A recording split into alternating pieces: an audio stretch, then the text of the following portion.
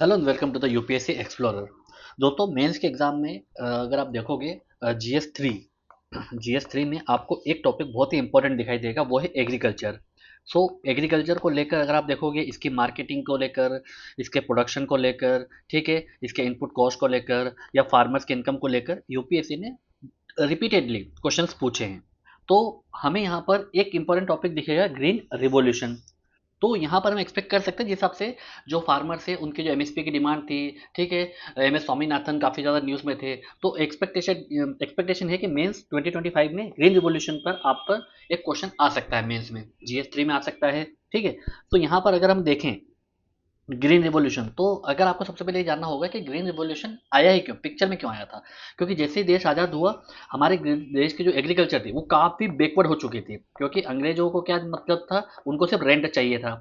उन्होंने इस एग्रीकल्चर को प्रमोट करने के लिए, इस एग्रीकल्चर को डेवलप करने के लिए कोई कैपिटल इंफ्रास्ट्रक्चर उन्होंने क्रिएट नहीं किया। ना कैपिटल उन्होंने इन्वेस्ट किया कि भाई उसकी प्रोडक्टिविटी को बढ़ाया जाए, नई टेक्नोलॉजी को लेके आया जाए, कुछ नहीं किया उन्होंने, सिर्फ सिर्फ टैक्स वसूला। तो इससे हमारी जो एग्रीकल्चर थी वो पिछड़ती चली गई, पिछड़ती चली गई। और हमारे जो फार्मर्स थे वो भी बेचारे पिछड़ते गए। बहुत सारा जो फार्मर सुसाइड है वो हमें देखने को मिलता है। क्यों? क्योंकि हमारा जो एग्रीकल्चर है वो ठीक से काम नहीं कर पा रहा था। इसके हिस्टोरिकल रीजन हैं। और दूसरा ये कि हमारी जो एग्रीकल्चर है वो काफ़ी ज़्यादा रेनफॉल पे डिपेंड करती है। हमारे पास में इरिगेशन फैसिलिटी उतनी नहीं है जितनी कि आप अमेरिका में देखोगे, जितनी कि आप चाइना में देखोगे। ठीक है, तो यहाँ पर हमें एक रेन डेफिसिट हमें ये कह सकते हो, एग्रीकल्चर हमें प्रमोट करना पड़ता है, या उसको हमें उस पर हमें काम करना पड़ता है। तो यहाँ पर सिचुएशन काफ़ी ज़्यादा खराब है। तो इस वजह से आज़ादी के बाद ऑलरेडी हम लोग पिछड़े हुए थे, हमारी एग्रीकल्चर पिछड़ी हुई थी। तो ऑब्वियस सी बात है, हमें हमारा इतना ज़्यादा आउटपुट नहीं निकलता था एग्रीकल्चर से, तो हम लोग इंपोर्ट भी करते थे। और जैसे जैसे सिचुएशन ख़राब हुई, हमारा देश वॉर में गया, तो और ज़्यादा सिचुएशन ख़राब हुई, क्योंकि हमें अब अमेरिका के हाथ पे जोड़ने पड़ेंगे, प्लीज़ हमको थोड़ा अनाज दे दो, हमको इंपोर्ट करना है।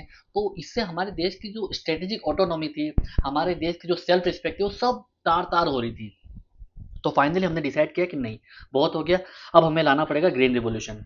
यानी हमें हमारे देश की एग्रीकल्चर प्रोडक्टिविटी को अब हमें खुद ही बढ़ाना होगा। हमें देखना होगा कि हमारे देश के लोगों को खाना मिले, दो टाइम का हम खाना दे सके लोगों को, इतना जो है अनाज हमें प्रोड्यूस करना पड़ेगा। तो उसके लिए हम लेके आए क्या, ग्रीन रिवॉल्यूशन। ग्रीन रिवॉल्यूशन में हमने सिर्फ इतना किया कि हम लोग नई एग्रीकल्चर की टेक्नोलॉजी लेके आए। इस टेक्नोलॉजी में क्या क्या लेके आए, हाई यील्डिंग जो अच्छी सीड्स होती है ना, जिससे ज़्यादा प्रोडक्टिविटी आती है, ज़्यादा प्रोडक्ट होता है, जैसे अच्छे किस्म के वीट की सीड, राइस की सीड, वो हम लेके आए। इसके साथ साथ इन जो सीड्स में क्या लगता था, केमिकल फर्टिलाइजर, पेस्टिसाइड और कंट्रोल इरिगेशन। तो ये चीज़ें हम लोग इंट्रोड्यूस करी हमने हमारी फार्मिंग में, और देखा कि हमने सडनली हमारा जो एग्रीकल्चर प्रोडक्शन था वो बूस्ट कर गया। तो अगर ग्रीन रेवोल्यूशन सिंपल शब्दों में ये बोला जाए क्या है, तो ये एक नई एग्रीकल्चर टेक्नोलॉजी है जिसमें नई हाई यील्डिंग वैरायटी के सीड्स हम यूज़ करते हैं। अब इसी सीड्स में आपको केमिकल फर्टिलाइजर, पेस्टिसाइड और कंट्रोल इरिगेशन भी प्रोवाइड करना होता है। तो अगर फीचर्स आप देखोगे, तो फीचर्स में आपको एक तो हाई यील्डिंग वैरायटी के सीड्स, मल्टीपल क्रॉपिंग सेशन होते हैं। ठीक है, एक बार आपने उगा लिया क्रॉप, ठीक है, अगर समर के बाद में आपने राइस उगाया, तो आप विंटर में क्या उगाओगे, वीट उगाओगे। फिर आपको केमिकल फर्टिलाइजर, पेस्टिसाइड का यूज़ करना होगा। ठीक है, आपको इरिगेशन फैसिलिटी प्रोवाइड करनी पड़ेगी। ठीक है, मॉडर्न फार्म मशीन लानी पड़ेगी, जो कटाई होती है, हार्वेस्टिंग होती है। ठीक है, क्रेडिट उनको देना पड़ेगा ताकि ये सब वो टाइमली खरीद सकें। ठीक है, सपोर्ट प्राइस देनी होगी, अगर उन्होंने उगाया है, अगर आप खरीदोगे ही नहीं तो वो कैसे आगे इम्प्रूव करेंगे। और नई R&D जो है वो उनको प्रोवाइड करनी पड़ेगी। तो ये सारे फीचर्स हो गए हमारे ग्रीन रेवोल्यूशन के। तो अगर क्वेश्चन आता है ग्रीन रेवोल्यूशन के बारे में, तो सबसे पहले आप बता दो ग्रीन रेवोल्यूशन होता क्या है, फिर आप फीचर बता दो। बस सिंपली आपका इंट्रोडक्शन रेडीमेड है। अब आपके क्वेश्चंस में कुछ ना कुछ उसकी डिमांड होगी, तो वो या तो एनालिसिस करने का बोलेगा, या क्रिटिकली एनालाइज करने का बोलेगा कि कैसे जो ग्रीन रिवोल्यूशन था उससे हमें फायदे से ज़्यादा नुकसान देखने को मिल रहे हैं। तो इस प्रकार से अंडरस्टैंडिंग जो है आपको बिठानी पड़ेगी। तो फीचर हमने देख लिया। ठीक है, अगर इवोल्यूशन की बात की जाए, तो सबसे पहले हमने क्या देखा कि हमारे देश में भुखमरी थी, हमारे देश में अनाज का जो प्रोडक्शन था वो कम हो रहा था।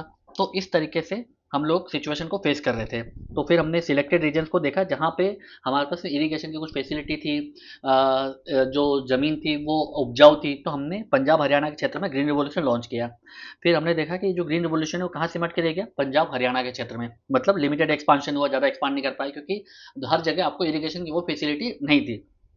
फिर हमको क्या देखने को मिला, second phase of green revolution, क्योंकि एक जगह अगर हम डेवलप करते जाएंगे तो वहां पर अगर आप high yielding variety seed use करोगे, केमिकल यूज करोगे, तो वो जमीन जो है वो डिग्रेड होती जाएगी, लैंड जो है वो डिग्रेड होता चला जाएगा। तो उस प्रॉब्लम को देखते हुए हमें दूसरी जगह भी ग्रीन रिवोल्यूशन को लेकर जाना पड़ा।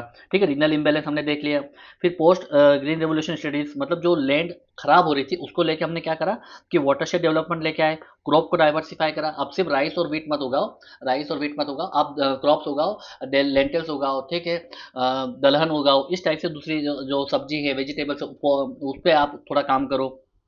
और ग्रीन एवरग्रीन रिवोल्यूशन के हमें तरफ जाना पड़ेगा, क्योंकि जिस हिसाब से क्लाइमेट का हम पर हमारे एग्रीकल्चर पर इम्पैक्ट हो रहा है, तो हम चाहते हैं कि क्लाइमेट सस्टेनेबल एग्रीकल्चर की तरफ हम लोग मूव करें, शिफ्ट करें, ताकि परमानेंटली इसका एक सोल्यूशन जो है वो लेके आया जा सके। क्लियर है? अब देखो, यहाँ पे आपसे पूछा जाएगा क्रिटिकली एनालाइज करने को, तो पॉजिटिव क्या है और नेगेटिव क्या है।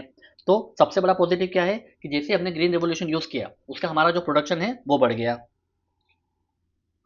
कितना बढ़ा? पहले हम लोग 1950-51 में 50 मिलियन टन का प्रोडक्शन करते थे, जो आज 22-23 में कितना हो गया है, 323 मिलियन टन। तो इसका बहुत बड़ा कारण क्या है, हमारी ग्रीन रिवोल्यूशन। बट अगर आप इमीडिएट इम्पैक्ट देखोगे तो इस 50 मिलियन टन से हम कितना बढ़ के आ गए थे, 70 मिलियन टन तक। फिर अगर 1970 में देखोगे तो 130 मिलियन टन तक हम लोग इंप्रूव कर गए थे, तो मतलब हमारा प्रोडक्शन जो है बढ़ गया था।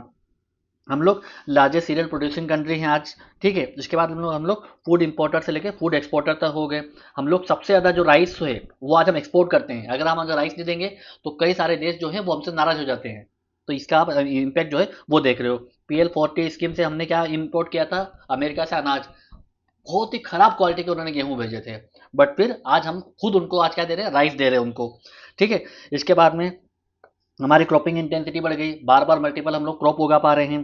ठीक है, इसके बाद में हमारे पास सरप्लस आ गया है। अगर FCI में देखोगे गोडाउन में, तो वहाँ पे क्या है, हमारा सरप्लस है। कभी भी अगर देश में फेमाइन की सिचुएशन आ गई तो हम लोग हमारी फेमाइन को, हमारी ड्रॉट को हम लोग हैंडल कर सकते हैं, भुखमरी को हैंडल कर सकते हैं। इसके बाद में हमारा जो इन्वेस्टमेंट है वो बढ़ा है। एम्प्लॉयमेंट आज अगर अभी भी देखो तो 40% से ज़्यादा जो आपको लेबर है वो कहाँ देखने को मिलेगी, एग्रीकल्चर में देखने को मिलेगी। क्यों? क्योंकि ग्रीन रिवोल्यूशन के कारण प्रोडक्शन बढ़ गया हमारा। इसका फार्म मैकेनाइजेशन हुआ, नई नई मशीन यूज़ करी हैं हमने। बैंकिंग सेक्टर भी यहाँ पे इवॉल्व हुआ है एग्रीकल्चर के अराउंड। बट इसके हमें नुकसान भी देखने को मिले। क्या? एक तो इनपुट इनपुट इंटेंसिव एग्रीकल्चर हो गई हमारी, तो जो इनपुट कॉस्ट था वो बढ़ गया किसानों का। तो जो छोटे स्मॉल और मार्जिनल फार्मर्स थे उनको क्या पड़ा, उनका जो मार्जिन था, प्रॉफिट था, वो कम होने लगा। तो उससे उनको सुसाइड देखने को मिला हमें। फिर सीरियल सेंट्रिक एग्रीकल्चर हो गई, सिर्फ rice wheat rice wheat rice wheat हम लोग उगाते रहे। क्यों? कि हम लोग MSP ही उसी के दे रहे थे मोस्टली। तो इससे भी एक इम्बेलेंस क्रिएट हुआ, लैंड डिग्रेड होना शुरू हुई। दूसरे जो क्रॉप थे वो नेग्लेक्ट हो गए और उनका हमें क्या करना पड़ता है, हमें इंपोर्ट करना पड़ता है। तो ये भी हमारे लिए कंसर्न की बात है। फिर इसके बाद अगर आप देखोगे तो फूड सिक्योरिटी तो हमने अचीव करी, बट न्यूट्रिशन का क्या? क्योंकि राइस और वीट से पूरा तो आपको न्यूट्रिशन मिलेगा नहीं। आपको क्या देखने को मिलेगा, आपको प्रोटीन की डेफिशिएंसी देखने को मिलेगी, मिनरल्स की डेफिशिएंसी देखने को मिलेगी। इस तरीके से सिचुएशन भी खराब होती चलेगी। फिर मोनोकल्चर देखने को मिला, सिर्फ राइस वीट हम उगाते रहे तो हमारा लैंड क्या है, डिग्रेड हो गया। जो इंडिजिनस वेराइटी थी, ठीक है, वो खराब होती चली गई, मतलब निगलेक्ट होती चली गई। हम लोग क्या है, जो बड़ी बड़ी कंपनीज हैं उनके सीड पे डिपेंडेंट हो गए। जो मोनसेंटो कंपनी है कॉटन के लिए, ठीक है, आज वो ज़्यादा चार्ज कर रही है और उससे भी हमारे किसानों को नुकसान हो रहा है। ठीक है, इंटर रीजनल डिस्पैरिटी देखने को मिला, क्योंकि अगर आप देखोगे तो वेस्ट के जो है जो एरिया देखोगे वो ज़्यादा डेवलप दिखेंगे।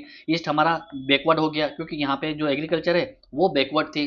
तो इस वजह से भी हमारा जो है एक रीजनल इम्बेलेंस डेवलपमेंट में देखने को मिलता है। फिर इसके बाद में जो इन्वायरमेंटल जो इम्प्लीकेशन हुए, सबसे पहले तो आपका ग्राउंड वाटर टेबल खराब हुआ। ठीक है, आपका सॉइल डिग्रेड हुआ, ज़्यादा आप केमिकल फर्टिलाइजर यूज़ करोगे तो सॉइल आपकी खराब होगी। इसके बाद में एयर पोल्यूशन हुआ, जो आप पराली जलाते हैं उससे एयर पोल्यूशन होता है। तो ये सब किसके इम्पैक्ट हैं, ये ग्रीन रेवोल्यूशन के बैड इम्पैक्ट हैं। तो ये पूरा ग्रीन रेवोल्यूशन का टॉपिक हो गया। तो अब हमें क्या चाहिए, हमें एवरग्रीन रिवोल्यूशन चाहिए, मतलब क्लाइमेट सस्टेनेबल हमें एग्रीकल्चर चाहिए, जिसमें हम लोग एग्रीकल्चर की प्रोडक्टिविटी बढ़ाएंगे। ठीक है, रूरल में डाइवर्सिफिकेशन करेंगे, मतलब दलहन तिलहन जो है वो हम लोग उगाएंगे और सस्टेनेबल प्रैक्टिस करेंगे। मतलब थोड़ा सा ऑर्गेनिक फार्मिंग की तरफ जाओ, इस टाइप से हम लोग चीज़ें जो है वो अडॉप्ट करने की सोच रहे हैं। तो ये हमारा पूरा ग्रीन रिवॉल्यूशन का टॉपिक हो गया। ठीक है, इतना ही आपको लिखना है, इस पे क्वेश्चन आएगा। तो ये आपका कंक्लूजन हो गया, इंट्रोडक्शन हमने देख लिया। बॉडी में आप पॉजिटिव नेगेटिव को या फिर इवोल्यूशन को आप दिखा सकते हो कि कैसे कैसे ये इवॉल्व हुआ। बस इससे बियॉन्ड आपको ग्रीन रिवॉल्यूशन पे कुछ नहीं पूछा जाएगा। तो आज की क्लास में इतना ही है। Thank you very much.